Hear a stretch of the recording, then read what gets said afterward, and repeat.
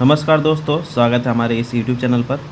आज की इस वीडियो में फिर से आज हम मास सिलेक्शन पढ़ेंगे, जो कि पिछले वीडियो में भी हमने इसके बारे में डिस्कस किया था। आज इसमें मेन फीचर्स, डीमेरिट, मेरिट्स और प्रोसीजर के बारे में इसमें पढ़ाई करेंगे। तो पहला हम देखते हैं मास सिलेक्शन क्या होता है। In this method individual plant are selected on the basis of phenotype from a mixed population. Their seeds are bulked and use to grow next generation. मतलब कि फेनोटाइपिक के आधार पर हम मिक्स्ड पॉपुलेशन में से सिलेक्ट करेंगे वो प्लांट, इंडिविजुअल वो प्लांट जो कि हमारा अच्छा प्रोडक्शन दे और नेक्स्ट जनरेशन के लिए हम उसको ग्रो कर सकें। नेक्स्ट हमारा मेन फीचर्स। फर्स्ट है हमारा application. Mass selection is applicable to both self and cross pollinated species. First है application. Mass selection is applicable to both self and cross-pollinated species. However, it is more commonly used in the improvement of cross-pollinated crops than in self-pollinated species.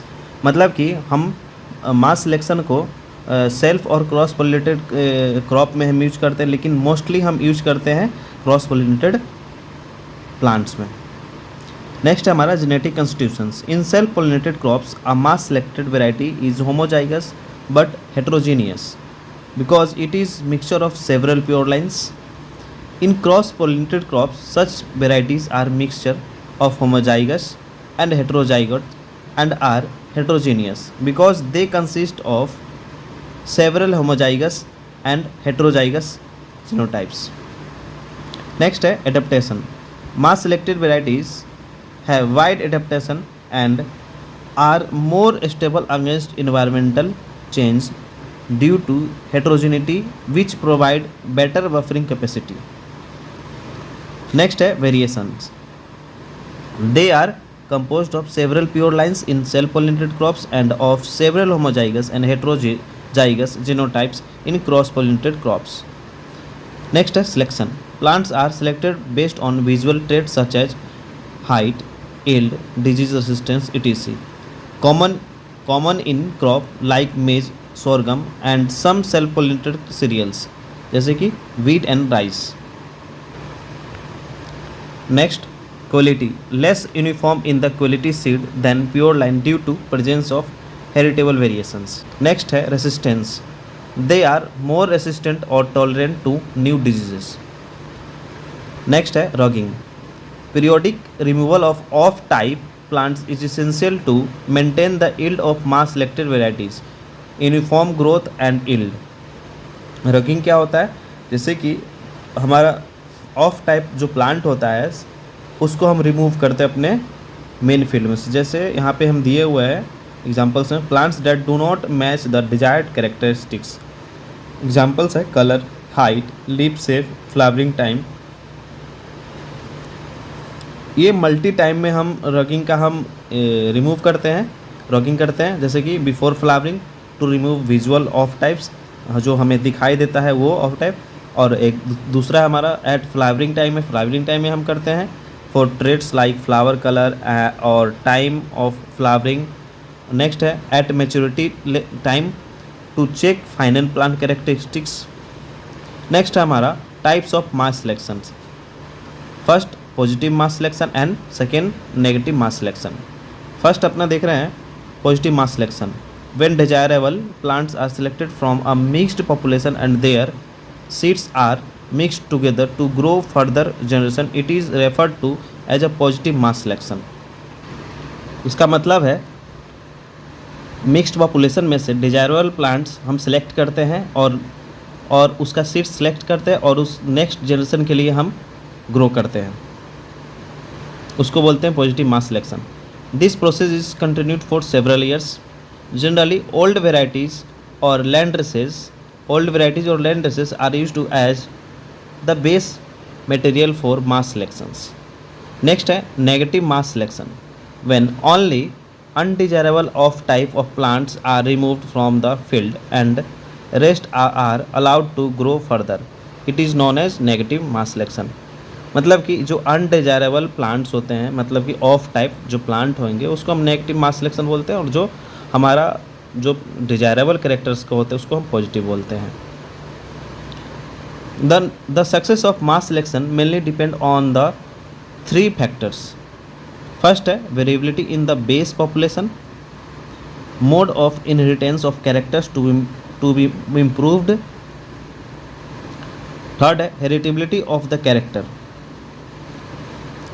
Mass selection is more successful in old heterogeneous variety than improved varieties. Next है procedure of mass selection.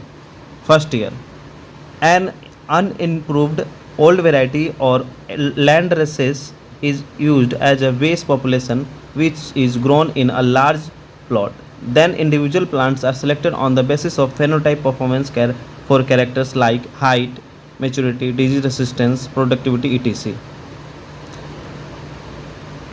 हम first year में अनइम्प्रूव्ड varieties जैसे कि old varieties, पुराना varieties हम use करेंगे और वो ग्रो करेंगे एक बड़ा सा फील्ड में, और उसके बाद में उसका कैरेक्टर फेनोटाइप के मतलब जो फिजिकली मॉर्फोलॉजिकल जो कैरेक्टर है उसके परफॉर्मेंस के अनुसार पे हम सेलेक्ट करेंगे फर्स्ट ईयर में। The select plant are harvested at maturity and their seeds are mix together to grow next generation. मतलब कि जो सीड्स हम ग्रो करेंगे उसमें से 200 से 2000 प्लांट्स को हम सेलेक्ट करेंगे और उसका सीड्स मिक्स करके और नेक्स्ट ईयर के लिए हम ग्रो करेंगे। जैसे सेकेंड ईयर में हम आते हैं, the crop is grown from the bulk seed of selected plants in a separate field using standard variety as a check for comparison of performance. मतलब कि सेकेंड ईयर में हम क्या करेंगे कि जो हमारे जो बल्क सीड है और उसको हम अलग अलग फील्ड में हम ग्रो करेंगे, और उसके बाद में जो वहाँ के स्टैंडर्ड वैरायटी है अपना जो ये वैरायटी हम निकाल लिए हैं, और जो वहाँ का जो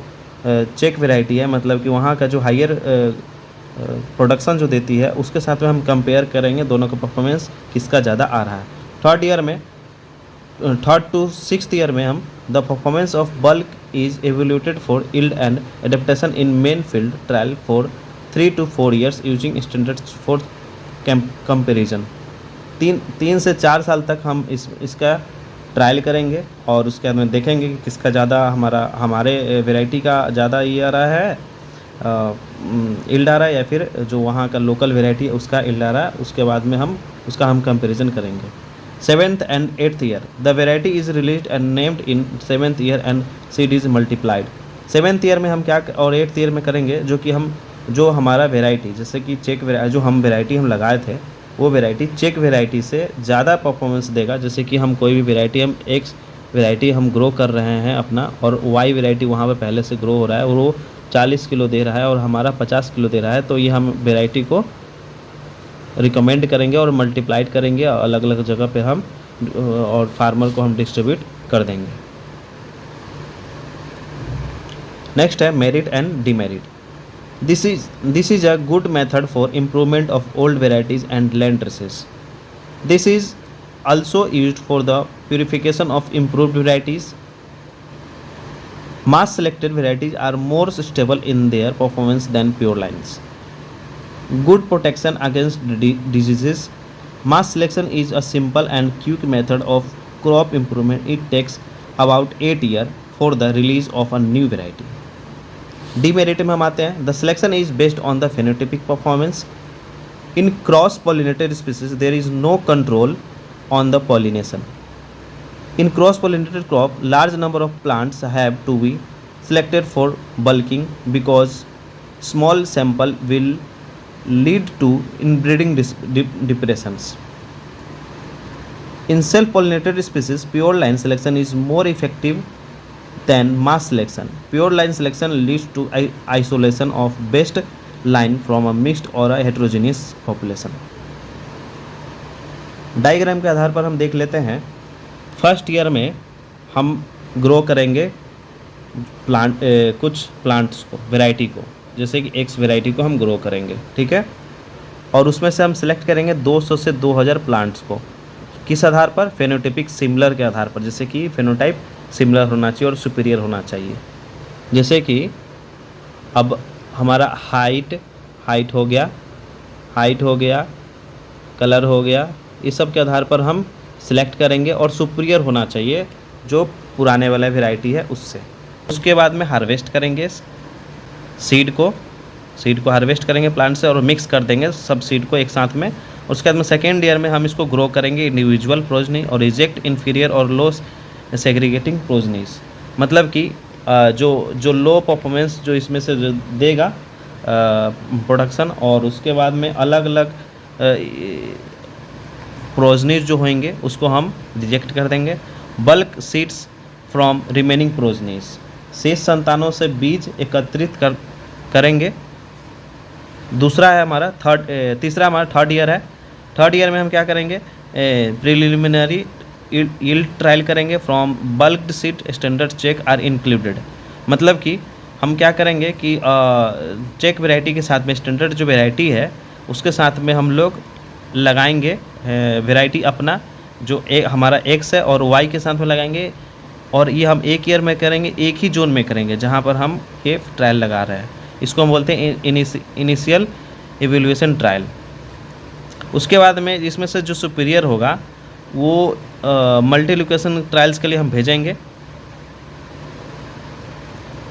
उसके बाद में यहाँ पे 4th to 6th ईयर्स में हम आते हैं, जैसे कि मल्टी लोकेशन हम सेंट्रल लेवल पर भेजेंगे। देखिए मल्टी लोकेशन, और 2 से 3 साल तक हम इसको ट्रायल करवाएंगे, ठीक है। जैसे कि हम बिहार, यूपी, पंजाब या फिर हम महाराष्ट्र, हम इसमें से कोई भी चारों जगह पर हम भेजें।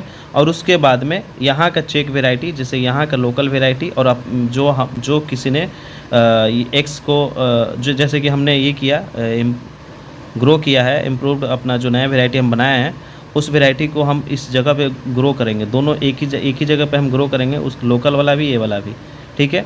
तो लोकल वाला से अच्छा अब हमारा वैरायटी जो एक्स है वो अच्छा दे रहा है तो समझिए तो सक्सेसफुल हो गया। इस जगह पर हमारा कम दे रहा है तो इस जगह पर हम ग्रो नहीं करेंगे, रिकमेंड नहीं करेंगे। If superior to the check variety release a new variety, compare the check variety. मतलब कि क्या करना है कि कंपेयर करना है दोनों के साथ में, और उसके बाद में हमारा अगर यील्ड अगर ज़्यादा आता है तो हम रिलीज करने के लिए हम न्यू वैरायटी के लिए हम एलिजिबल हैं, हम कर सकते हैं इसको। फिर 7th ईयर में हम सीड मल्टीप्लिकेशन कर देंगे। क्यों करेंगे सीड मल्टीप्लिकेशन? क्योंकि फार्मर को हमें देना है कमर्शियल लेवल फार्मिंग करने के लिए, मतलब बड़ा लेवल पर फार्मिंग करने के लिए, इसलिए सीड मल्टीप्लिकेशन करके 7th ईयर में और 8th ईयर में हम दे देते हैं फार्मर्स को।